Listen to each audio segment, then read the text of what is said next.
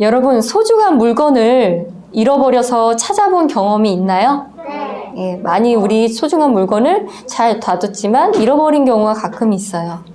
그게 아무리 조그마하고 작은 것이라도 그 물건이 나에게 되게 소중한 것이라면 애타게 찾을 거예요. 오늘 잃어버린 아들을 찾으시는 아버지의 이야기를 통해서 하나님의 아버지의 마음을 이해하는 귀중한 시간을 갖겠습니다. 여러분, 오늘 말씀 읽어보니까 사람이 몇 명 나오는 것 같아요? 3명. 네. 등장인물이 오늘 3명이에요. 아버지, 큰아들, 작은아들.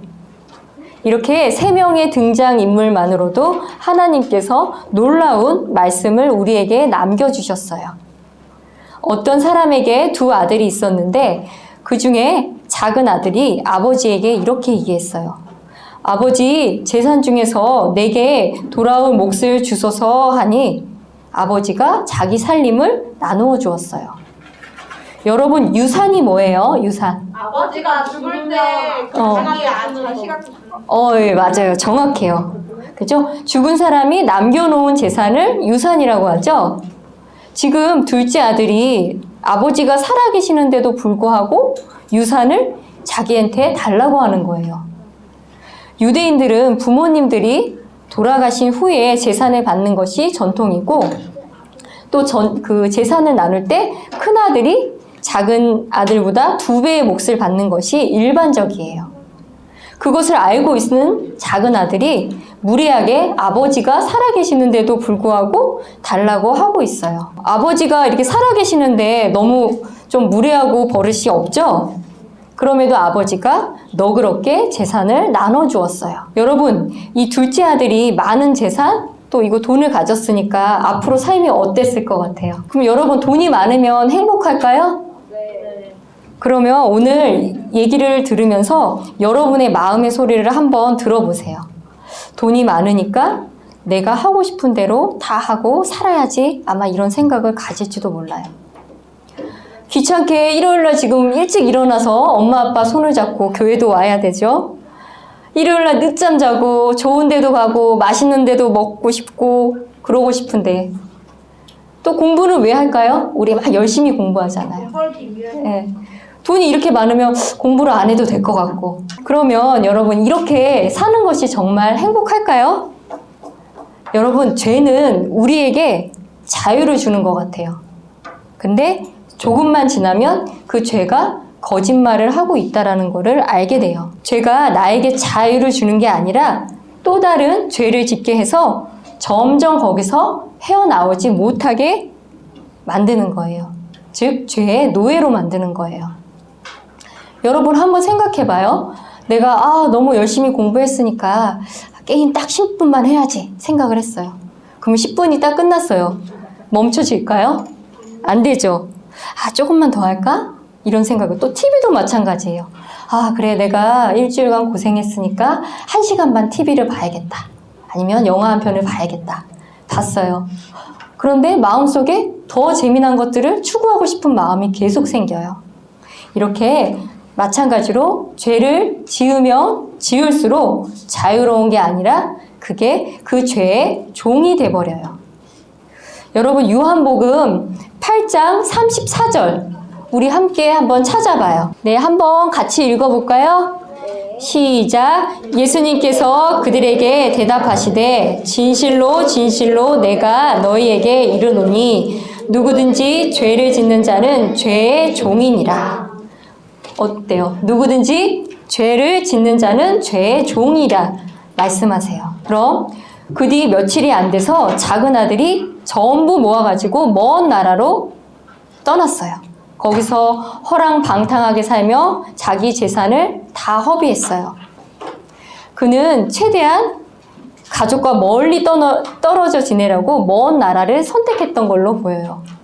아버지의 관심이 없는 곳에서 그동안의 생활 방식을 다 버리고 자기가 원하던 새로운 생활 방식을 택했던 거죠. 돈 문제에 대한 경험도 없을 거고 그동안 훈련도 받지 않은 그는 금세 많은 돈을 써버리고 말았어요. 그가 다 탕진한 뒤에 그 땅에 또 큰 기근이 들어서 그가 비로소 궁핍하게 되었어요. 그가 그리고 나서 어떻게 됐죠? 오늘 말씀 읽어보니까 돼지 먹이 먹으려고. 그쵸, 돼지 치는 일을 했죠. 그가 가서 그 나라의 국민 중 하나에게 사정을 해서 겨우 돼지를 치는 일을 하게 됐어요. 구약 성경 레위기나 또 신명기를 보면 유대인들에게는 돼지는 불결한 짐승 중에 하나여서 돼지고기를 먹지도 않을 뿐더러 돼지를 치는 것조차 꺼려하며 천한 일로 여겼어요. 그래서 누가 돼지 치는 일을 한다고 하면 아주 수치스러운 일로 생각을 해요. 그런데 이 둘째 아들은 돈을 다 잃어서 돼지 치는 일을 할 정도로 지금 비참한 상황이 된 거예요. 그가 정신을 차리고 생각했어요. 우리 한번 다 같이 본문 누가복음 15장 17에서 19절 다시 한번 읽어봐요. 그가 정신을 차리고 이르되 내 아버지께는 빵이 풍족하여 나누어 줄 수 있는 품꾼들이 얼마나 많은가. 그런데 나는 굶어 죽는구나. 내가 일어나 내 아버지께 가서 그분께 이르기를 아버지여 내가 하늘을 대적하여 죄를 짓고 아버지 앞에 죄를 지었사오니 더 이상 아버지의 아들이라 불릴 자격이 없나이다. 나를 아버지의 품꾼들 중 하나로 삼아 주셔서 하리라 하고 작은 아들은 일어나서 자기 아버지께로 돌아갔어요. 여기서 우리가 바른 회개의 모습이 무엇인지 생각해 볼 수 있어요. 바른 회개는 자신의 비참한 상태를 깨닫고 그것을 고백할 필요가 있어요. 이 작은 아들이 어떻게 고백을 했죠? 어떻게 고백을 했죠? 내가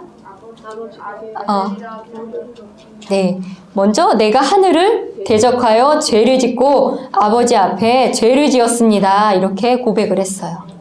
특별히 지금 친구들이 말한 것처럼 19절에 보면 나는 아들이라 불릴 자격도 없고 품꾼들 중 하나로 삼아 주시기만 해도 좋습니다. 이렇게 깊게 후회하는 둘째 아들의 모습을 보게 되어요. 그럼 그가 아버지께 돌아왔을 때 아버지께는 어떻게 대해주셨죠? 어떻게 대해줄까? 의진이 어떻게? 너그럽게 대해주셨어요. 그럼 보통 사람이라고 하면 어떻게 얘기했을까요? 나가 가지 않으면. 그죠? 나가 이런 말도 나올 것 같고 아니 떠날 때는 언제고 이제 와서 누구 보고 아버지라 부르는 거야? 하면서 혼을 내기도 하고 아니면 외면했을지도 몰라요. 그러나 여기 나오는 아버지는 하나님 아버지의 모습을 비유적으로 보여주고 계세요. 아버지는 작은 아들을 책망하지 아니하시고 불쌍히 여겨 달려가 그의 목을 껴안고 그에게 입을 맞추어 주셨어요. 우리 하나님은 지금도 이 땅에 하나님을 몰라 헤매는 잃어버린 자녀 한 사람이라도 하나님 아버지께 돌아오기를 기다리시고 인내하시고 또 인내하시는 사랑과 긍휼이 많으신 하나님이세요. 그럼 아버지는 돌아온 아들을 위해서 또 잔치도 벌려주셨네요. 가장 좋은 옷을 입히고 신발도 신겨주시고 반지도 끼워주시고 했어요. 또 살진 송아지를 잡아서 요리를 준비하고 있어요. 오직 돌아온 작은 아들을 위해서 최고의 것을 준비하고 계시는 거예요. 그럼 여러분 이렇게 좋은 옷, 좋은 신발, 반지를 우리 종에게 입혀줄까요? 아니죠. 바로 이 작은 아들이 자신의 아들이기 때문에 이렇게 대우해 주는 거예요. 그럼 아버지는 이렇게 아버지 곁을 떠나서 이렇게 재산을 탕진한 아들을 어떤 마음으로 받아들일 수 있을까요? 어떤 마음일까요? 네, 용서하는 마음도 들고 지금 24절에 우리 한번 같이 읽어봐요. 이 내 아들은 죽었다가 다시 살아났으며 내가 그를 잃어버렸다가 찾아노라 하니 그들이 즐거워하기 시작하더라. 아버지는 아들의 일을 기억하지 못해서가 아니에요. 아버지는 그 아들을 죽은 것으로 생각을 했던 거예요. 그동안 애타게 찾았던 보물을 마침내 찾은 거예요. 여러분 우리에게 아주 소중한 물건이 있는데 그 물건을 다시 찾게 된다면 얼마나 기쁠까요? 근데 하물며 잃었던 또 죽은 줄 알았던 그 아들이 돌아왔을 때 그 기쁨은 아마 그 어떤 것과도 바꿀 수 없을 정도로 기쁠 거예요. 여러분 오늘의 말씀의 제목이 뭐라 그랬죠? 네, 잃어버린 아들의 비유. 비유는 어떤 현상이나 사물을 어떤 비슷한 것들을 사용을 해서 그것들을 설명하는 표현하는 방법이에요. 그러면 오늘 아버지하고 작은 아들이 일단 나왔어요. 아버지와 작은 아들은 어떤 거를 상징할까요? 하나님과 아버지는 일단 누구를 상징할까요? 하나님. 네, 하나님 아버지를 상징을 하고 작은 아들은 작은 아들은 하나님을 떠나 살고자 하는 죄인들을 말해요. 이 비유를 통해서 잃어버린 죄인이 어떻게 하나님께 돌이키는지, 즉 우리가 어떻게 구원을 받는지 알 수 있어요. 작은 아들과 같이 인간은 본성적으로 삐뚤어져 있어요. 그래서 하나님 아버지를 떠나 자기 마음대로 살기 원해요. 어떻게 작은 아들이 어떻게 했어요? 최대한 멀리 떨어져 지냈죠? 마찬가지예요. 하지만 이렇게 허랑방탕하게 살다가 자신의 비참한 상태를 깨닫고 내가 하늘을 대적하여 죄를 짓고 아버지께 죄를 지었습니다. 고백이 나오면 되는 거예요. 이렇게 고백하고 하나님께 나아갈 때 그것이 바로 진정한 회개예요. 여러분 요한복음 3장 16절 우리 잘 알고 계시죠? 한번 우리 같이 한번 안 보고 암송 한번 해볼까요? 요한복음 3장 16절. 하나님께서 찾아보지 말고 한번. 우리 아마 주일학교에서 가장 많이 암송한 구절이에요. 한번 선생님 시작하면 같이 해봐요. 시작. 하나님께서 세상을 이처럼 사랑하사 자신의 독생자를 주셨으니 이것은 누구든지 그를 믿는 자는 멸망하지 않고 영존하는 생명을 얻게 하려 하심이라. 네. 아버지께서는 우리의 죄가 어떠할지라도 그분을 찾는 모든 자들에게 사랑으로 받아주시는 분이세요.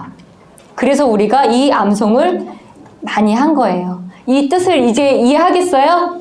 네. 여러분 오늘 등장인물이 몇 명이라 그랬어요? 2명. 그럼 지금까지는 몇 명 나왔어요? 2명. 그러면 마지막 등장인물인 바로 큰아들이 이제 나와요. 돌아온 작은 아들을 위해서 아버지께서 가장 좋은 옷, 반지, 또 신발을 신기고 잔치까지 벌어주셨어요. 이렇게 벌어주는 모습을 보고 큰아들은 어떤 반응을 보였죠? 네. 노예요. 뭔가 마음이 좋은 것 같진 않죠? 우리 그러면 한번 29절 함께 또 읽어봐요. 29절. 예, 찾았죠? 시작. 그가 자기 아버지에게 응답하여 이르되 보소서 이 여러 해 동안 내가 아버지를 섬기며 어느 때고 아버지의 명령을 범한 적이 없었는데 아버지께서는 내가 내 친구들과 함께 즐기도록 내게 염소 새끼 한 마리도 결코 주지 아니하셨나이다. 예, 아주 못마땅해 하며 불평을 터뜨렸어요. 또 인간적으로 생각해 보면 큰아들은 언제나 순종을 했고 한 번도 거역한 적이 없었어요. 그런 아들에게는 한 번도 잔치를 안 벌어줬었는데 이렇게 허랑방탕하게 돈을 다 버리고 돌아온 작은 아들에게 최고의 것으로 치장해주고 잔치까지 벌어주는 모습을 보면 좀 인간적으로는 서운하고 또 불공평하다고 생각할 것 같아요. 여러분 이 암송 알고 있어요? 이 말씀 너는 내 이웃을 내 자신과 같이 사랑하라. 알고 계시죠? 여러분 우리의 가장 가까운 이웃은 누구예요? 가장 가까운 이웃. 네, 가족이에요. 죄를 뉘우치고 돌아온 동생을 사랑하지 않는 것은 지금 방금 우리가 말한 말씀, 내 이웃을 내 자신과 같이 하라는 이 말씀에 어긋난 삶이에요. 겉으로는 아버지께 순종하고 율법에 충실한 사람으로 보이지만 진정으로 회개하고 돌아온 동생, 죄인에 대해서는 용서하지 않는 이런 이기적인 마음은 아직도 큰아들이 본인이 죄인이라는 것을 보여주는 모습이에요. 가족이나 친구가 잠시 떠났다가 돌아왔을 때 오래 참으시는 하나님의 사랑을 이 큰아들도 보여줬어야 해요.